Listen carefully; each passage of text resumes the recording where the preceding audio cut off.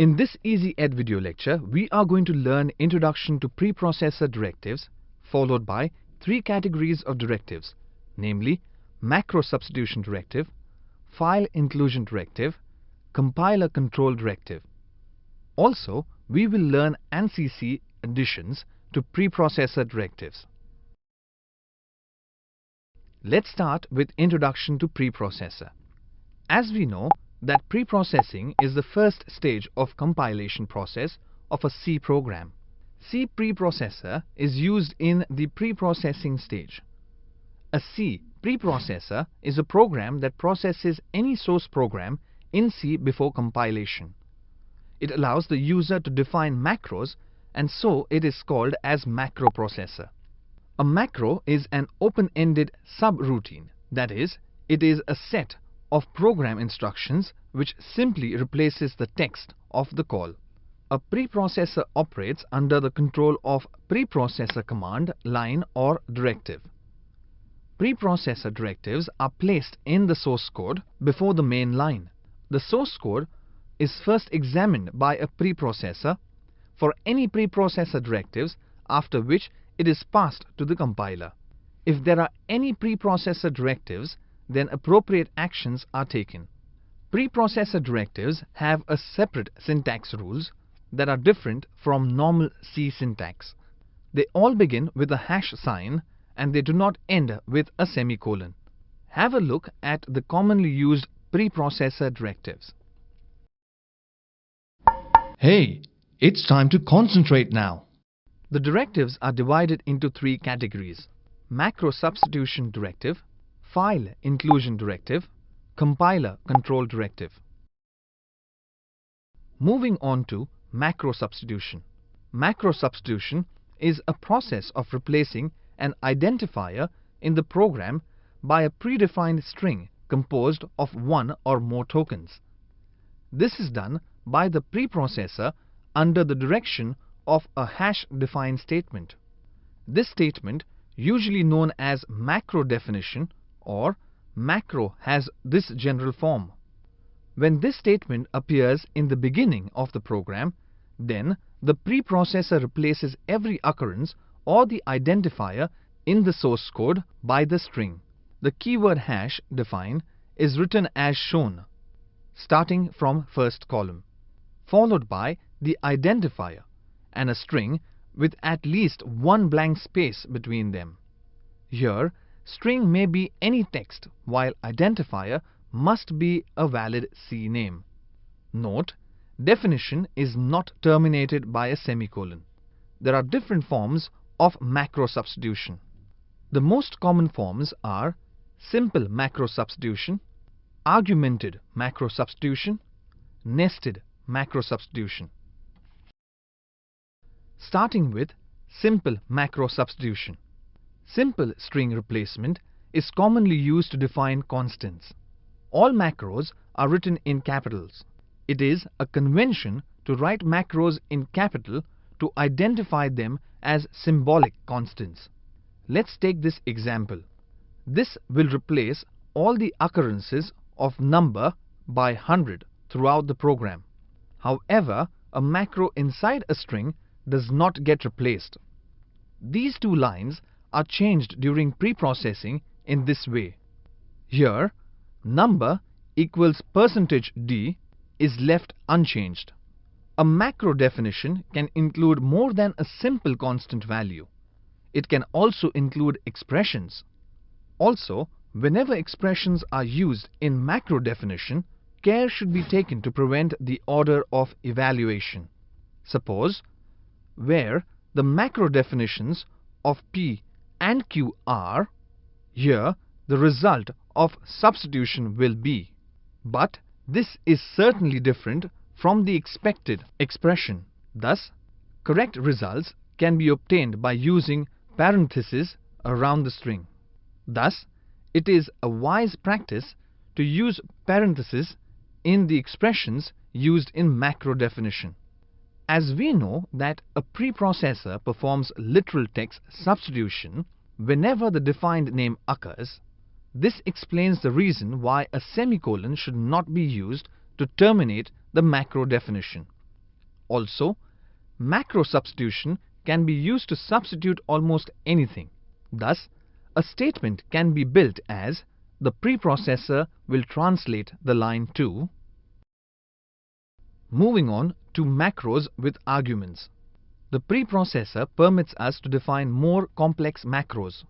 The general form is F1, F2, F3 are formal macro arguments which are same as the function definition arguments. There is very little difference between a simple macro substitution and macros with arguments. The subsequent occurrence of a macro with arguments is known as macro call. When a macro is called, the preprocessor substitutes the string by replacing the formal arguments with the actual arguments. If this is the macro definition, and then the following statement appears later in the program, the preprocessor will replace it by. Now, if we change the statement, the preprocessor will replace it by. This will obviously not produce the correct results. This problem can be solved by applying parenthesis for each occurrence of a formal argument in the string. This would result into the argument supplied in a macro can be any series of characters. This is called by, while it is expanded as. Now we learn nesting of macros. We can also use one macro in the definition of another macro, which means macro definitions can be nested. The preprocessor expands this macros until no more definitions remain in the text. Thus, the last definition is expanded into this. Macros can be used as parameters to other macros. Example, given the definition of x and y, we can also define this macro. Macros can also be nested in the same fashion as function calls. Now, we will learn how to undefine a macro. A defined macro can be undefined in this way. This is useful when we want to restrict the definition only to a particular part of the program. Now, let us study file inclusion. An external file containing functions or macro definitions can be included in the program so that we are not needed to rewrite those functions again. This is achieved by the preprocessor directive, where the file name is the name of the file containing the required definitions of functions. So, now the preprocessor inserts the entire contents of file name into the source code. When file name is written within double quotation marks, the search for the file is made in the current directory and then in the standard directory. When this notation is used, the search is made in the standard directory only. Nesting of included file is permitted in C. That is, an included file can include another file. A file can also include itself. If an included file is not found, an error is reported and compilation is halted. Let us assume that there are three files. Syntax.c contains syntax definitions. Stat.c contains statistical functions. Test.c contains test functions. We can use the definitions of these files by including them in the function. Seriously, pay attention. This is important. Moving on to compiler control directives. While developing large programs, we may face one or more of the following situations. We have included a file containing some macro definitions. It is not known whether a particular macro has been defined in that header file. However, we want to be certain that the file is defined. Suppose a customer has two different types of computers and we want to write a program that runs in both the system. We want to use same program, although certain lines of code must be different for each system. We are developing a program for selling in an open market. Some customers might want some additional features. However, we would like to have a single program that would satisfy both types of customers. Suppose we are testing a large program. We would want to insert certain print calls in the program to display intermediate results and messages to trace the flow of execution as well as view errors if any. Such statements are called as debugging statements. We want these statements to be part of the program and become active only when we want.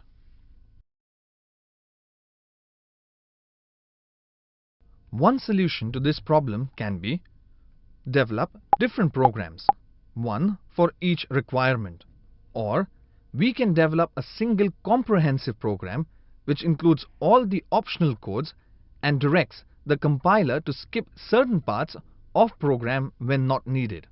Luckily, C has the feature called as conditional compilation, used to switch on and off particular line or lines of a program. Let's try to understand the solution for each situation, starting with situation 1. This situation refers to conditional definition of a macro. We want to be sure that macro test is always defined irrespective of whether it has been defined in the header file or not.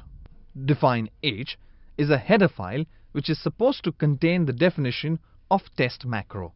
The directive hash if and def test searches for the definition of test in the header file, and if not defined, then all the lines between the hash if and def and the corresponding hash endif directive are left active in the program. So, the directive hash define test is processed. If test has been defined in the header file, the hash if and def condition becomes false, and so the directive hash define test 1 is ignored. Similarly, we want the macro test never to be defined then. This will assure that if test is defined in the header file, its definition is removed. Moving on to situation 2. The main concern here is to make the program portable. This can be achieved if we code in this way.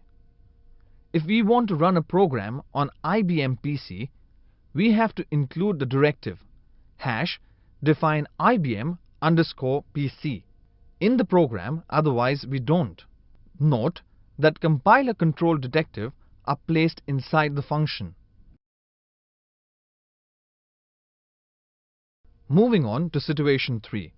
This is similar to the above situation, and so this form is usually used.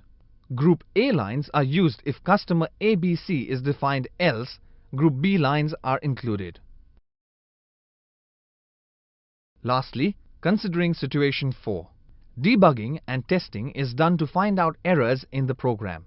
A compiler can detect syntactic and semantic errors, but programming errors, that is, errors in the program's logic, may not be detected and would produce wrong results.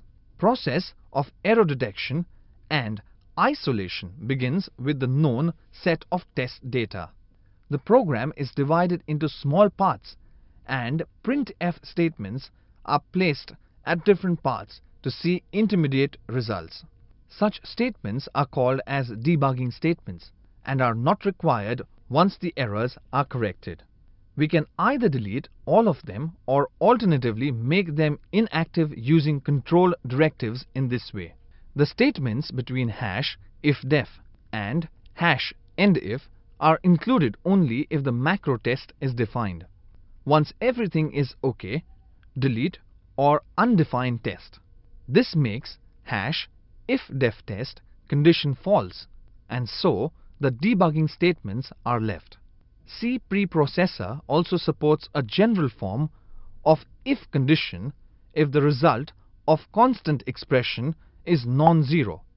Then all the statements between the hash if and hash endif are included for processing, otherwise they are skipped.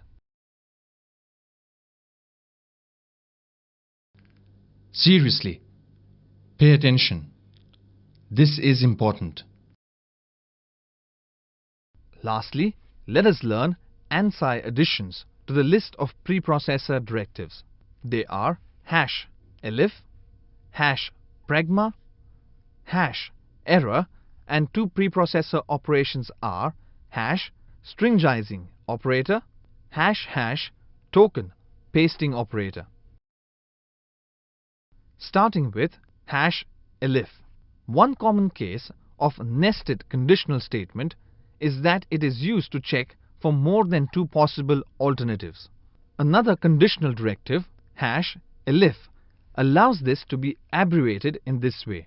Hash elif stands for else if, like hash else. It goes in the middle of hash if, hash endif pair and subdivides it. It does not require a matching hash endif of its own. Like hash if, the hash elif directive includes an expression to be tested. The text following the hash elif is processed only if the original hash if condition fails and the hash elif condition succeeds.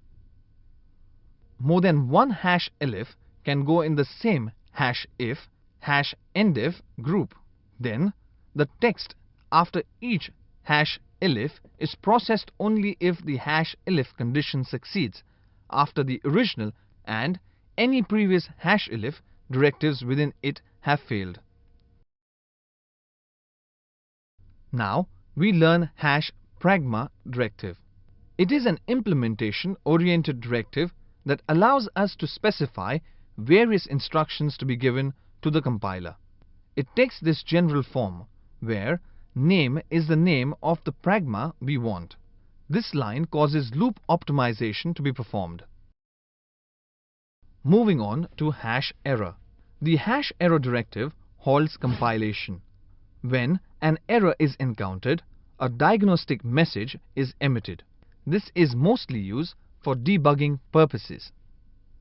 The general form is the directive hash error causes the preprocessor to report a fatal error.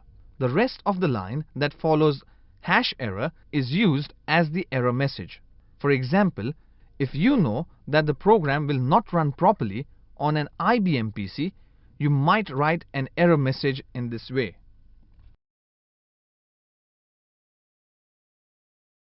Moving on to Stringizing Operator. ANSI provides an operator hash called Stringizing Operator to be used in the definition of macro functions.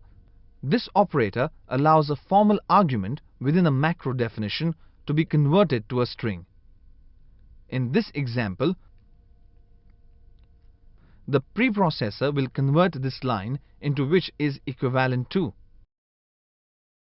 Moving on to token pasting character hash hash.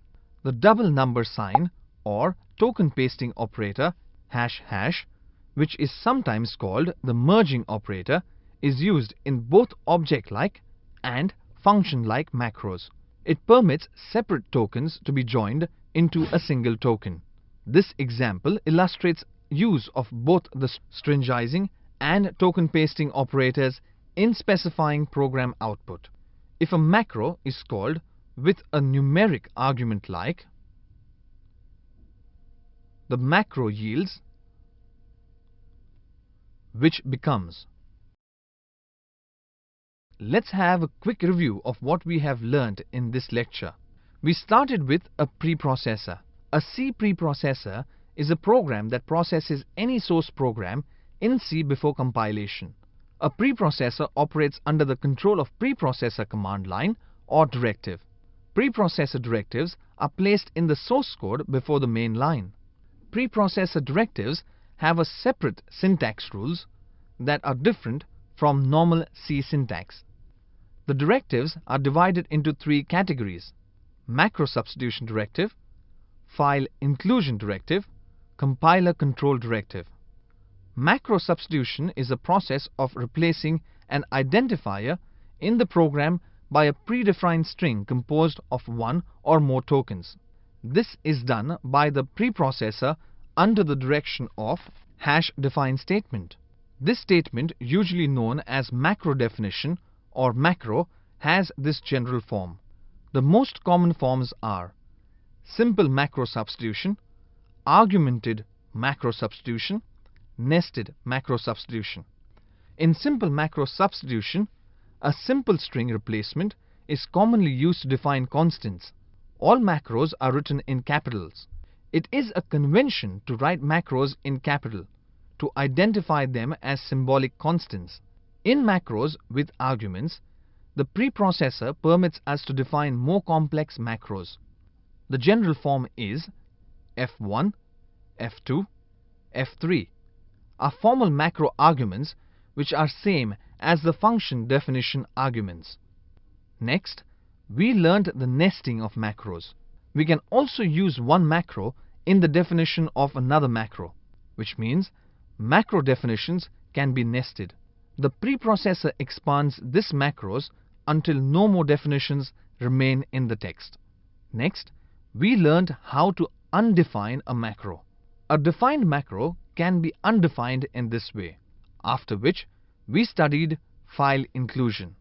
An external file containing functions or macro definitions can be included in the program so that we are not needed to rewrite those functions again. This is achieved by the preprocessor directive, where file name is the name of the file containing the required definitions or functions. Then, we learned the compiler control directives by considering various situations. Lastly, we learned the various ANSI additions to the list of preprocessor directives. They are #elif, #pragma, #error, and two preprocessor operations are #stringizing operator, #token pasting operator.